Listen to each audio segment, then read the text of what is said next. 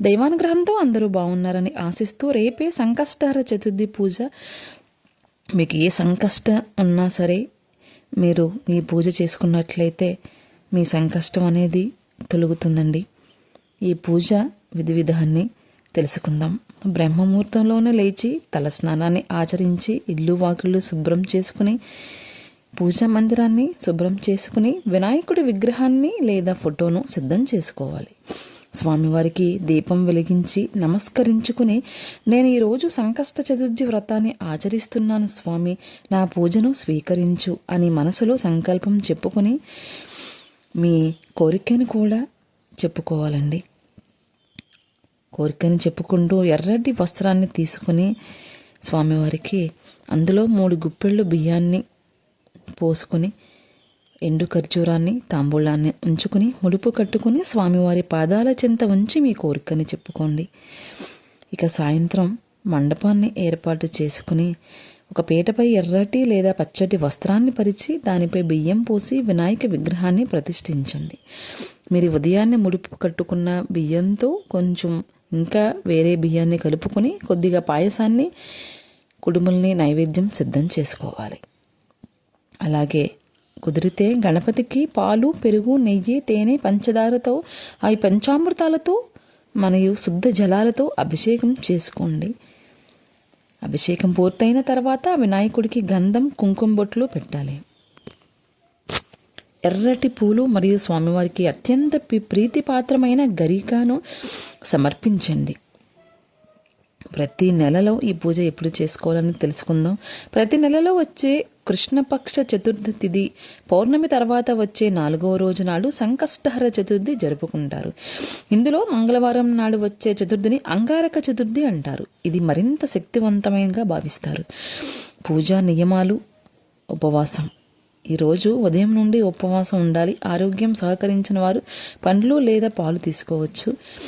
సాయంత్రం అభిషేకించుకుని అష్టోత్తర శతనామాలతో పూజించుకుని వ్రత కథ ఉంటుందండి. అవన్నీ పూర్తయిన తర్వాత ఈ వ్రతంలో అత్యంత ముఖ్యమైనది రాత్రి చంద్ర దర్శనం.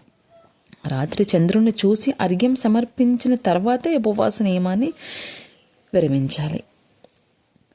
ఇక ఆరాధన వెనుక ముఖ్య ఉద్దేశాలను తెలుసుకుందాం.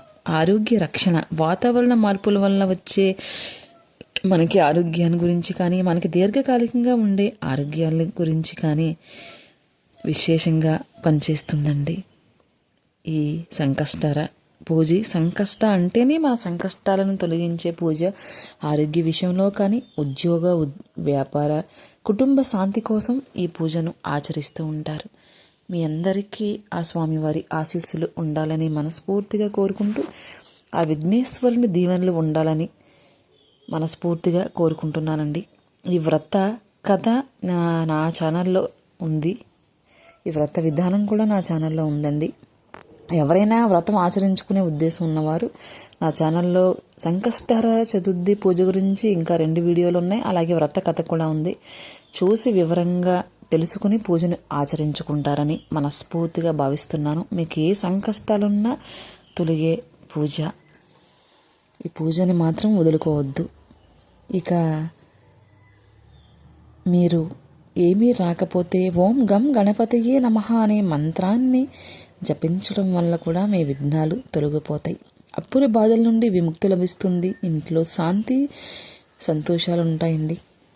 ఇక సంకష్టహర చతుర్థి పూజ అంటే ఎంత విశేషమో అందరికీ తెలుసు. ఉపవాస దీక్ష, వ్రత దీక్ష చేయలేని వారు ఎవరైనా సరే కూడా రేపు ఉదయాన్నే స్వామివారికి కుడుములు నైవేద్యంగా సమర్పించుకుని స్వామివారి పాదాల చెంత ఉంచి ఆ నైవేద్యాన్ని ఆ బెల్లం ముక్కను పెట్టుకుని, స్వామి మా సంకష్టాలను తొలగించు స్వామి అని నమస్కరించుకున్నా పర్వాలేదు. ఏది కుదిరితే అది పూజించుకుని అర్చించుకుని స్వామివారి దీవెనలు పొందుతారని మనస్ఫూర్తిగా విన్నవించుకుంటున్నానండి. నా భక్తి ఛానల్ మీ అందరి ఆశీస్సుల వల్ల ముందుకు వెళుతోంది. మీ అందరూ చూసి ఒక్క చిన్న లైక్ చేయడం వల్ల నా ఛానల్ ముందుకు వెళుతుందండి. మీ అందరి ఆశీస్సులే నాకు శ్రీరామ రక్షగా భావిస్తున్నాను.